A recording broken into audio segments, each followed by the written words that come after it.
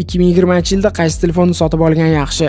Yillar sayin texnologiyalar rivoj topib bormoqda va ular insoniyat uchun qulayliklar paydo qilishga urinishmoqda. Kompaniyalar esa raqobat bilan yangi texnologiyalarni o'ylab topishmoqda. Bularning bari biz foydalanuvchilar foydasiga. Shunday qilib 2020-yil yangi sensor qurilmalar va texnologiyalar uchun juda qiziq bo'ladi. Demak, siz Markus kanaldasiz. Bugungi videoda 2020-yilning eng zo'r smartfonlari haqida bilib olasiz.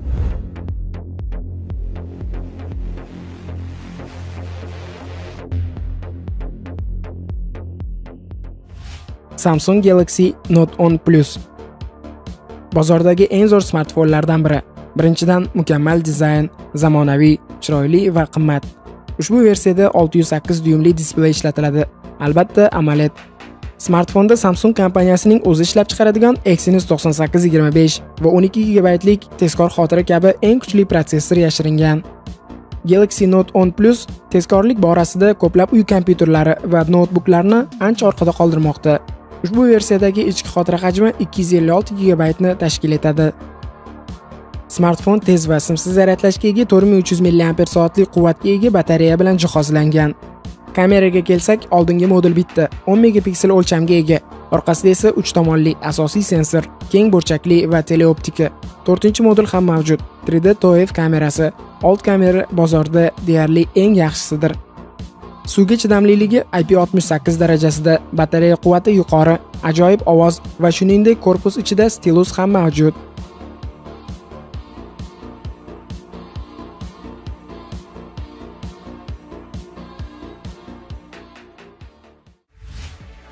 Apple iPhone 11 Pro Max.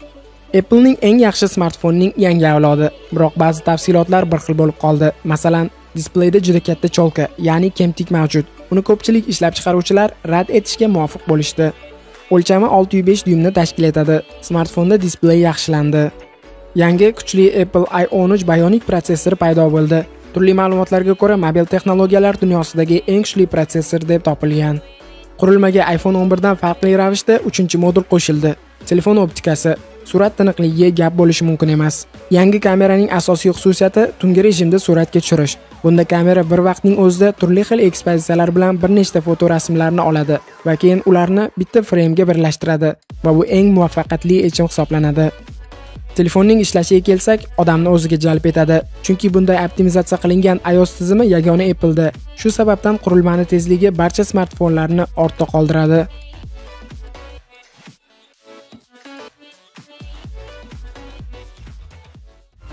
Huawei P30 Pro. Huawei'ning eng yaxshi smartfoni va DxOMark reytingida 116 ball bilan yetakchilardan biri. Bu reyting kameralar uchun eng obro'lisi hisoblanadi.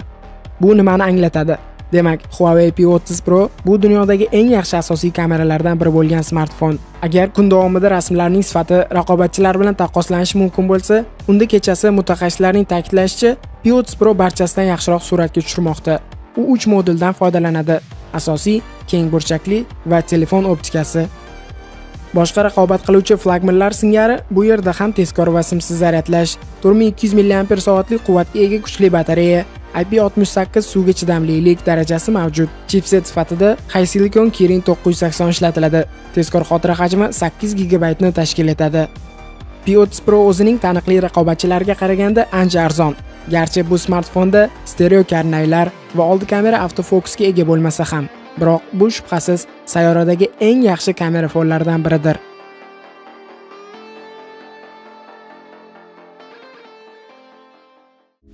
Xiaomi Mi Note 10. Mi Note 10 ni flagman deb atash mumkin emas, sababi oddiy, u yuqori darajali protsessorga ega emas. Qualcomm Snapdragon 730G bilan jihozlangan, biroq 6 GB lik tezkor xotira kuchi bilan birgalikda hech qaysisidan qolishmaydi.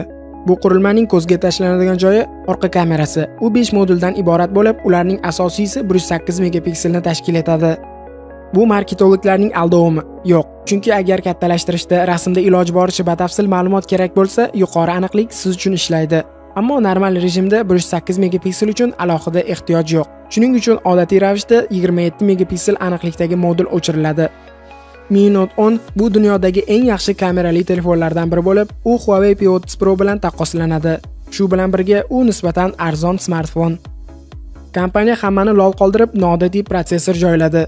Bu smartfon katta displey va 5260 mAh quvvatga ega juda kuchli batareyani o'z ichiga oladi.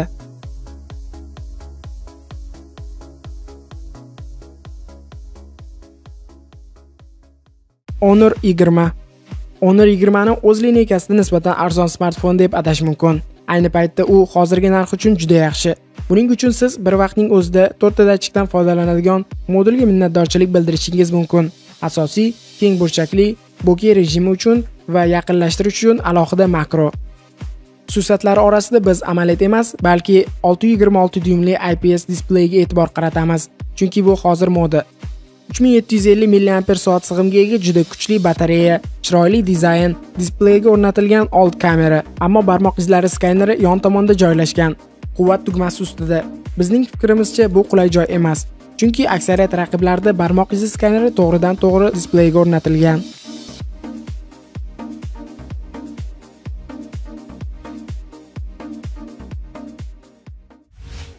Google Pixel Tor. Yangi Google Pixel Torni ixcham flagman deb atash mumkin. Bu versiyada nisbatan kichik 5.7 dyumli yuqori aniqlikdagi ekranga ega bo'ldi. Oldingi piksellar kabi xotira kartalarini qo'llab-quvvatlamaydi va faqat bitta SIM karta mavjud. Ammo eSIM elektron SIM kartasini qo'llab-quvvatlash paydo bo'ldi. Qurilma Qualcomm Snapdragon 855 chipsetida ishlaydi. Raqiblarga qaraganda kichikroq bo'lgan xotira hajmi 64 GB va 6 GB tezkor xotiraga ega. Batareya quvvati kichik 2800 mAh, lekin u tez va simsiz zaryadlanishni qo'llab-quvvatlaydi. Pixel Tor hali ham eng yaxshi kamerali telefonlardan biri hisoblanadi, ammo mutaxassislarning ta'kidlashicha, video yozish jihatida smartfon hali ham iPhone 11 Pro Max yoki Samsung Galaxy Note 10 Plus dan orqada qolmoqda.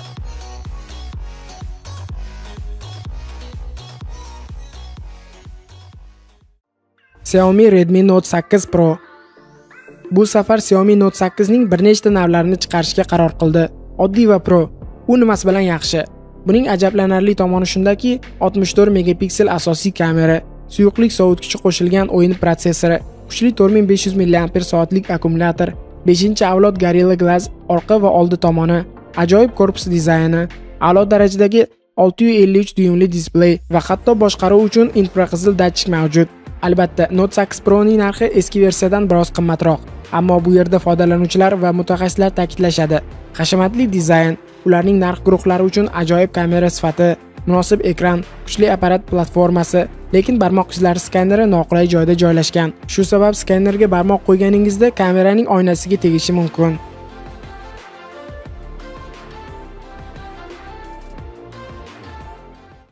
OnePlus 7T. OnePlus 7T eng yaxshi flagmanlardan biri va juda yaxshi narx, albatta asosiy raqobatchilar bilan taqqoslaganda. Bu qurilmada sizning e'tiboringizni jalb qiladigan birinchi narsa orqa qopqoqning yangilangan dizayni. Endi 3 ta datchikli dumaloq kamera moduli mavjud. Asosiy, keng burchakli va telefon optikasi. OnePlus 7 da shuningdek 90 GHz chastotali displey, stereo karnaylar va hatto yangilangan vibramotorni ham qo'shdi. Protsessor taniqli eng yaxshi Qualcomm Snapdragon 855 Plus bo'lib, ushbu versiyadagi xotira hajmi 8 GB tezkor xotira va 256 GB asosiysi hisoblanadi. Qurilmani ishlab chiqarish paytida Android 10 versiyasi bilan jihozlanadi.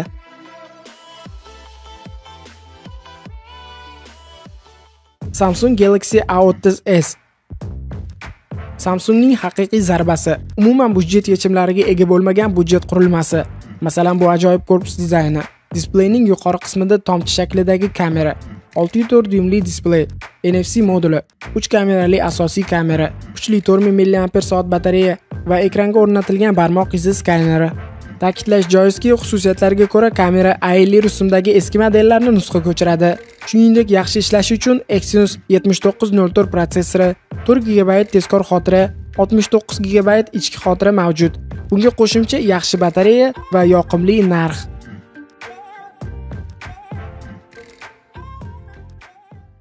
Xiaomi Mi 9T Pro. Ko'rinishdan Mi 9T shu qadar omadli bo'lganki, Xiaomi Mi 9T Pro ni taqdim etishga qaror qildi. Bu telefonning farqi nimada deysizmi? Eng muhim farq shundaki, Mi 9T Pro eng yaxshi Qualcomm Snapdragon 855 chipsetini oldi. Shuning uchun sizga nisbatan arzonroq narxga flagman kerak bo'lsa, Xiaomining yangi mahsulotiga e'tibor bering. Boshqa farqlar unchalik sezilmaydi. Amaliyot ekrani uchun DC dimming texnologiyasini qo'llab-quvvatlash, yanada kuchli zaryadlash, shuningdek asosiy kameraning biroz yaxshilangan xususiyatlari. Ammo ikkinchisiga kelsak, ko'plab mutaxassislar kamera Mi 9T darajasida degan fikrga qo'shilishmoqda. Bu qurilma 6.3 dyumli chegarasiz displeyga ega bo'ldi, chunki old kamera korpus ichiga yashiringan va faqat kerak bo'lganda chiqariladi. Akkumulyatoriga kelsak, siz uchun uzoq vaqt xizmat qiluvchi 4000 mAh va bu smartfon ham boshqalari kabi 3 talik orqa kamera bilan jihozlangan. Agar sizga eng yaxshi protsessor kerak bo'lsa, Mi 9T Pro ni oling. Kerak emas bo'lsa, Pro versiyadan voz keching, u ham arzon. Bu ikkalasi ham o'z pog'onasida eng zo'rlardan hisoblanadi. Bu smartfon